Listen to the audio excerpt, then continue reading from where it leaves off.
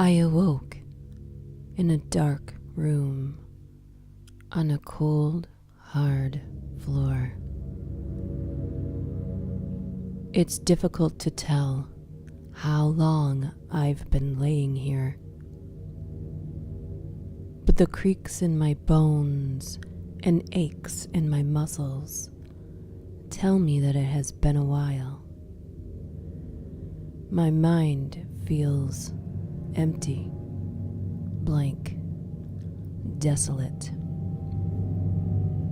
I quickly glance around, surveying my surroundings.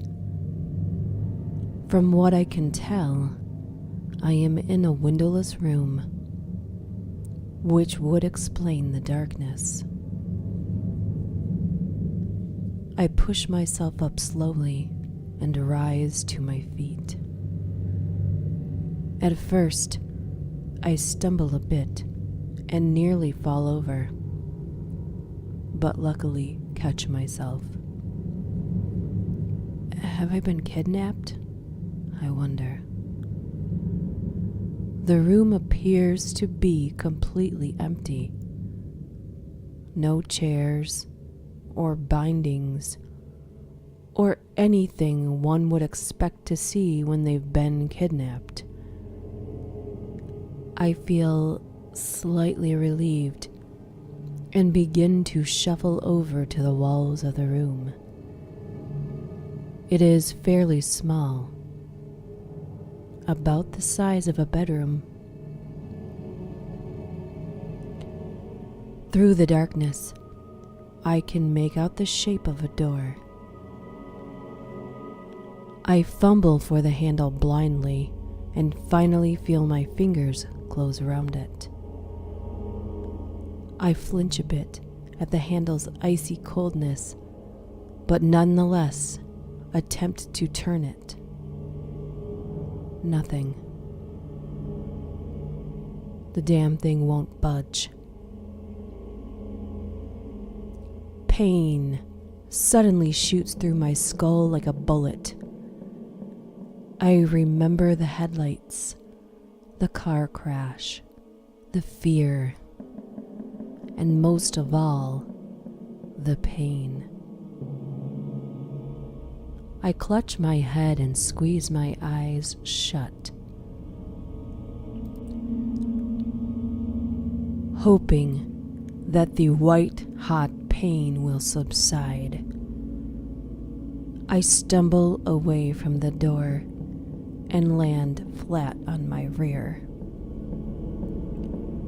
After a few seconds, it finally fades away, and the horrifying realization begins to dawn on me.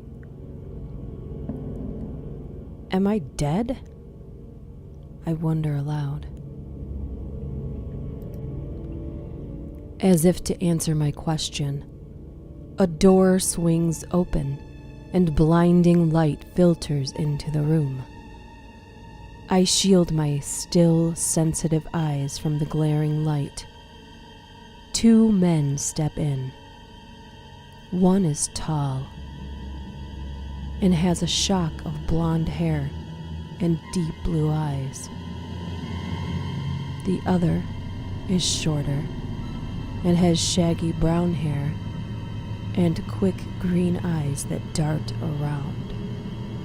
They are both wearing suits and have what appears to be wings protruding from their back. They're each grinning widely at me, revealing their pearly white teeth. "Welcome to heaven, Jason Gray," the tall one says in a voice smooth as silk. "Heaven?" I ask. The angels nod, their grins still present. I lose myself in thought. How did I get to heaven? I wasn't a particularly bad person when I was alive, but I wasn't religious either. Why am I here? I asked, confusion clearly written on my features. Because everyone goes to heaven. Hell is just a little lie to push you in the right direction. Ultimately, everyone ends up here. The tall one explained calmly. It seemed as if he had to explain this to people a lot.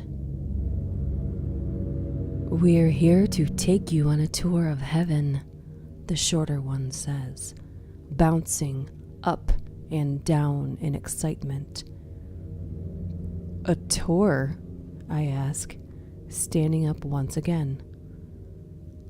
Follow us, the tall one says, striding out of the room. I notice as they turn their backs that the wings are stitched on.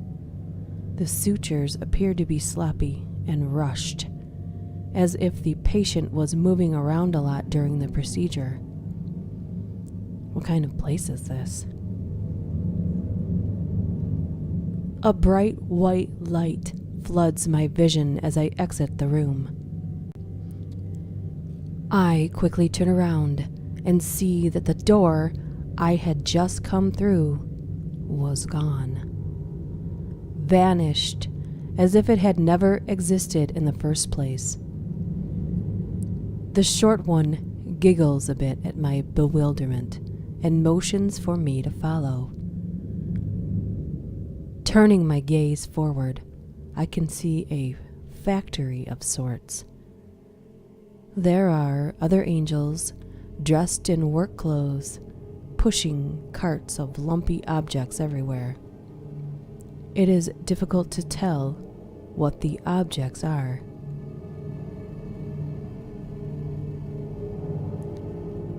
I see a pretty female worker push a cart nearby me. Her hair is the shade of an autumn afternoon. Her eyes are like sunlight shining through a glass of whiskey. I flash her a quick smile, and she turns to smile back. Oh God, her face. Half of her face appeared to have been burned off. Her teeth and gums are clearly showing, pearly white bone with glistening pink flesh encasing them. It appears to be the only part of her tortured face that isn't marred.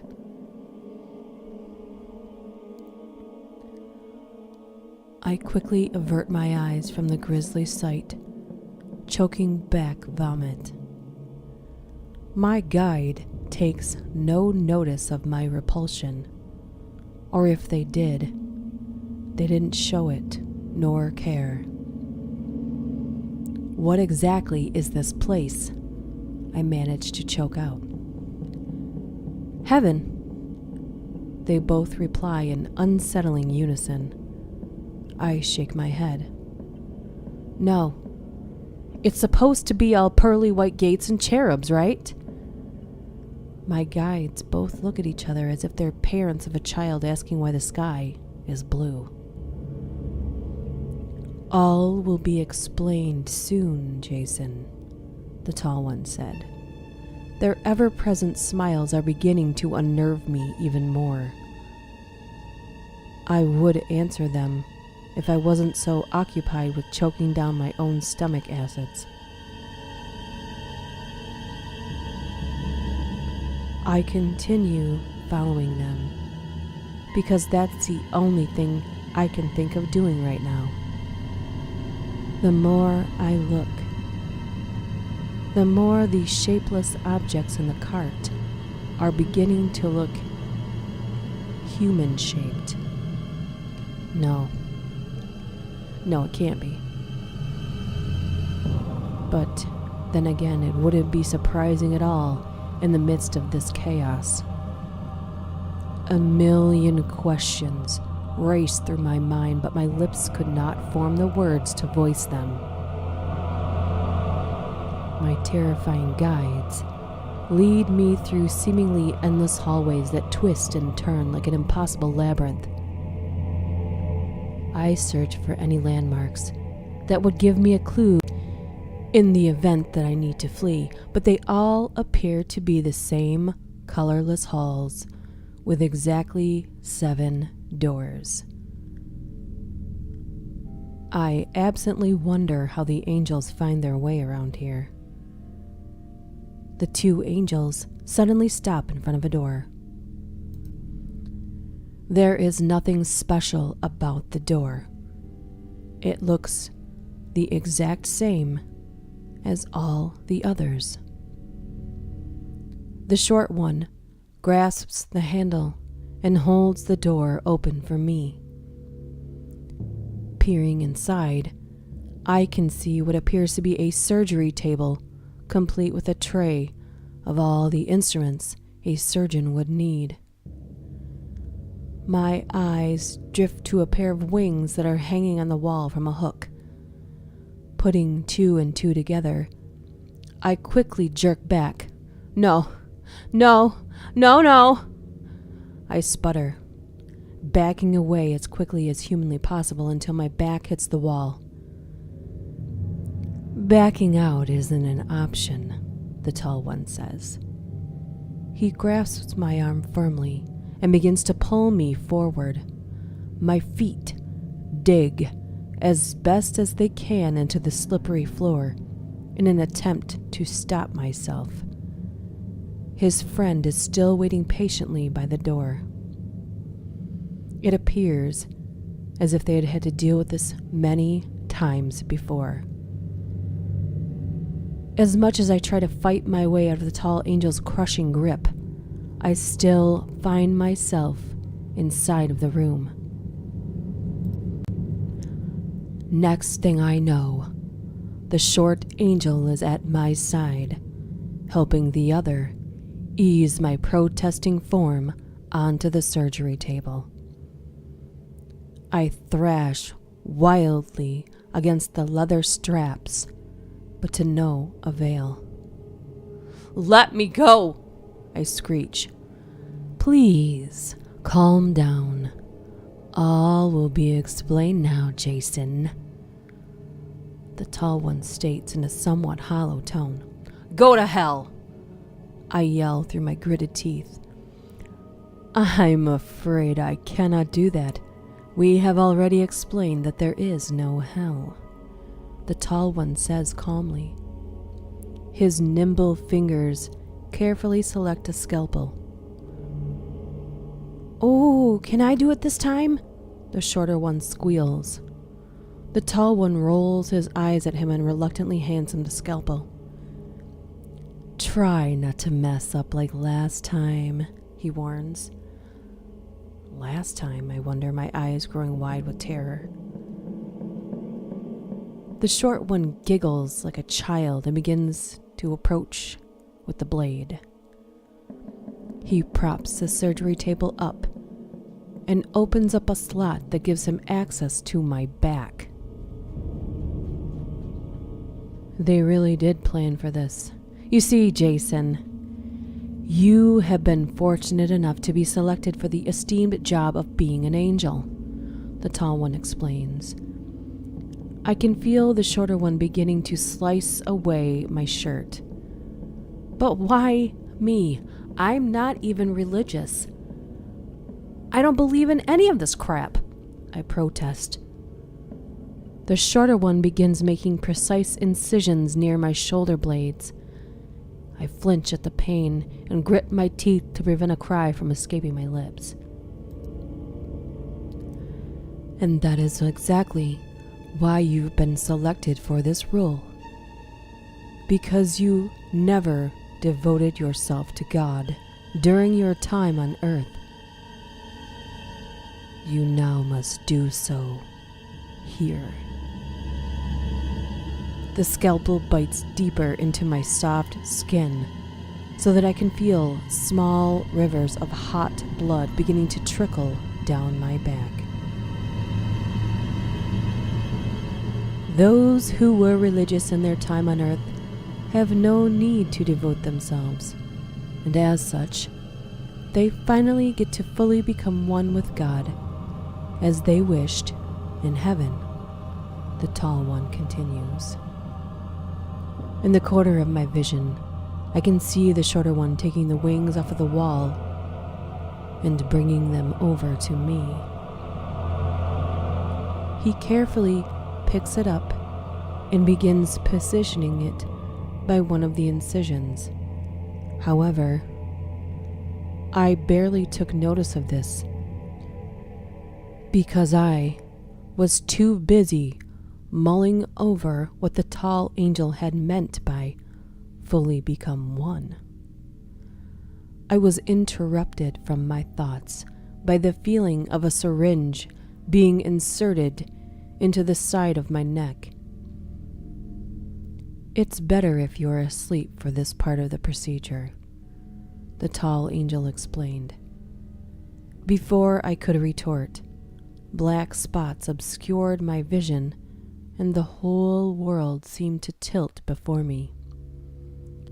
It was only a matter of seconds before I was plunged into complete and utter darkness, freed from pain.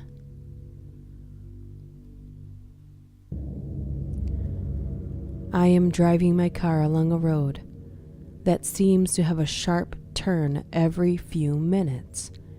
It's nighttime, and I'm driving away from my girlfriend's house after we had a particularly nasty argument. I had just found out that she had been cheating on me with some cocky bastard and was planning to never return to her house. My phone buzzed in the seat next to me, its screen lighting up to alert me that I have a text. No doubt it's her. "Are you still mad at me?" she wrote. "What do you think?" I answered mentally, still keeping my hands on the steering wheel. "I'm really sorry," the text read. Oh, so now she was using correct grammar. The bitch must be feeling really bad now. More and more texts began to pour in, lighting up my phone's screen. I did my best to keep my eyes on the road, but the texts kept beckoning to me. I succumbed and grabbed my phone with one hand to text her back something nasty. However, this happened just as I was approaching a turn. My eyes widened in shock and terror as my car plummeted off the edge. I clearly felt the dread and anticipation sitting in my stomach like acid before the world went black. I awoke with a start, my chest heaving and sticky with sweat as the horror of my nightmare began to wear off. I became acutely aware of two heavy objects on my back. It felt as if my spine was going to collapse from just the sheer weight of them. I craned my neck to see what the objects were, only to be met with the grisly sight of two stark white wings protruding from my back. "Oh, you're finally awake," the all too familiar voice of the tall angel said. "I did a good job, right?" the shorter one inquired eagerly.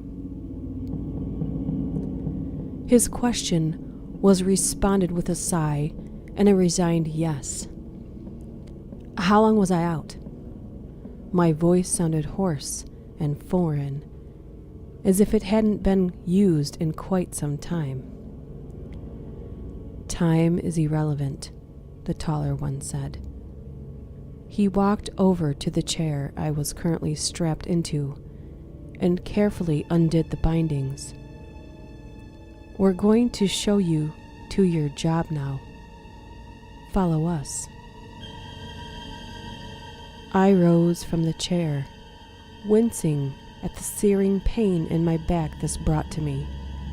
I could feel the sutures begin to bleed slightly, sending a trickle of warm liquid down my exposed spine. With heavy feet and shaky legs, I followed my guides, unsure of what else to do. They led me down the colorless halls that I still could not navigate. My mind felt numb, probably from the pain blooming from the area around the wings. I could do nothing but follow them blindly like a dumb sheep. It was difficult to tell how long we walked before we reached a metal door, so very different from the others. Time seemed to be non-existent here. The fact that every hallway looked the same and seemed to never end did nothing to help. Without any flair, the tall angel opened the metal doors and held it open for me. Despite this polite gesture, I did not walk in. I didn't want to walk in, for in front of me was a slaughterhouse. Angels, dressed in bloodied aprons, hacking off human limbs with bone saws. Wide, artificial grins were stretched across their perfect faces. Some of them even hummed as they worked. Flecks of crimson stained their pearly white teeth. Some of them turned their heads to stare at me and gave me a wave. I tried to back up, but found myself bumping into the chest of the shorter angel. He gripped my shoulders so tightly it seemed as if he wanted to break my skin. "Go on," he sang before shoving me roughly inside. Before I could make a run for it in the opposite direction, the metal doors slammed shut behind me, sealing my fate. I wanted to scream, cry, and crumble to the floor on the spot all at once, but my body remained frozen. It was like I was watching everything happen, rather than actually being in the moment. The tall angel came back into my line of sight, holding out a pristine apron to me. "This is for you," he stated calmly. Knowing what wearing that apron meant I would have to do, I shook my head quickly and felt tears rising in my eyes. "No, please," I choked out uselessly. He shoved the apron into my arms and put one on of his own. It was significantly dirtier than mine, bits of viscera clinging to it. "Come on, we can't dilly-dally. We're on a very tight schedule." Tight schedule, I wanted to ask before I could voice my question. The doors on the opposite end of the room fell open. Everything went silent, and still as a hunched figure shuffled into the room with the aid of a cane. He was an old man, with wrinkles riddling his face like countless rivers. The only sign of hair on his body was a long, graying beard that nearly dragged on the floor. Dark crimson stained it, complementing his bloodshot eyes that slowly moved around the room. Although I was far away from him, I could smell the pungent stench of decay emanating directly from him. His eyes finally met mine, causing me to freeze. I felt trapped by those all-knowing eyes of him, which seemed to pierce my very soul. They were entrancing in a sense, and I found myself unable to look or move away as he started hobbling over to me. "Jason," he rasped in a voice that sounded as if it hadn't been used in decades. I nodded, that being the only thing I was physically capable of doing. "Welcome." He flashed me a smile, revealing his rows of yellowing, crooked teeth. Quite a few of them were missing. From this close proximity, I could clearly tell his breath was positively rancid. A terrifying thought shot through my mind. Was he... "Yes, I am God," he stated plainly, answering the question that had been running through my mind. "And this, as you have probably learned, is heaven." He laughed as he gestured to the macabre display around him. It sounded more like a wheeze than an actual sound of amusement. "You're surprised, are you not?" I nodded once more. He waved his gnarled hand nonchalantly, as if dismissing my confusion. "Most are. This is why I shall explain." He looked away from me and started pacing back and forth. As soon as his eyes left mine, I felt as if an enormous burden had been lifted from my shoulders. "Tell me, Jason, why do you think I created humans?" Speech returned to me, and so I put it to use. "I'm not sure," I answered lamely, feeling relieved to just hear the sound of my own voice. My mind raced to remember what little I had been taught in Sunday school, but only fragments came back. Adam and Eve, right? You wanted them to tend to the garden or something?" He chuckled once more, albeit darkly. Not quite. That's humans' interpretations of it. Think larger, Jason. Think beyond what you have been fed." I struggled to understand what he was getting at, but found I was unable to do what he requested. "I can't," I replied simply, my voice strained. "Of course you can't," he replied almost immediately. "Your minds have been engineered to work a certain way, and you can't change that by sheer willpower."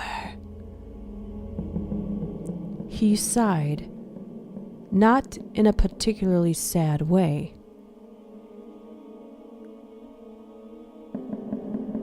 "This may help.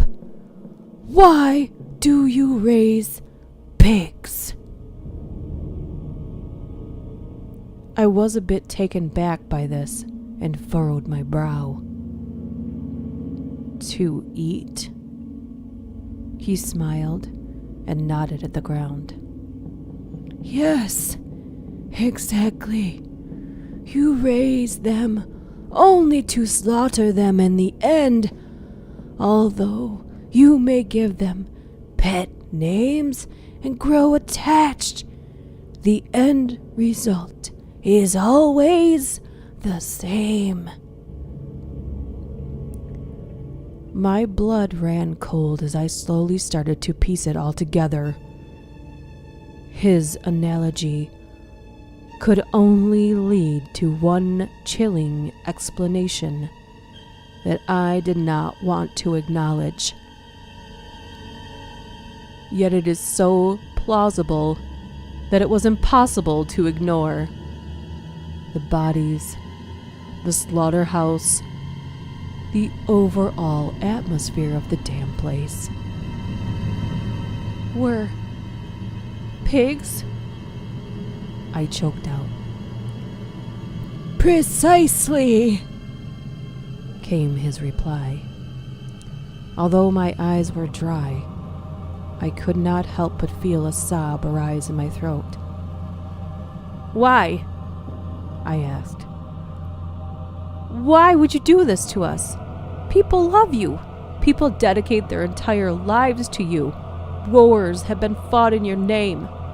How could you betray us like this? He raised a steel gray eyebrow at me. Betrayal? Is that how you view it? He asked. I did not respond. I created you. I gave you everything that you possibly ever needed. Is it so wrong? I want something in return.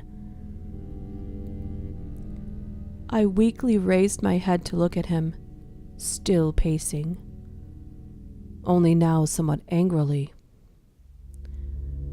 I thought you loved us, I said quietly, my voice barely a whisper.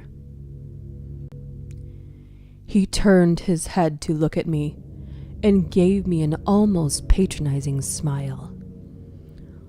No, I do not love humanity, nor do I loathe it. You see, at the end of the day, you are nothing more than mere livestock. With that statement, he picked up a spare saw off a nearby table and shoved it into my shaking hands. Now, work! He turned on his heel and started lumbering toward the exit. Halfway through, he paused and turned back to look at me. And do me a favor. Do smile. I gulped and opened my mouth to protest, but I found that I had no free will of my own anymore. Blinking tears away from my eyes, I forced a smile onto my face and set to work along with the other angels.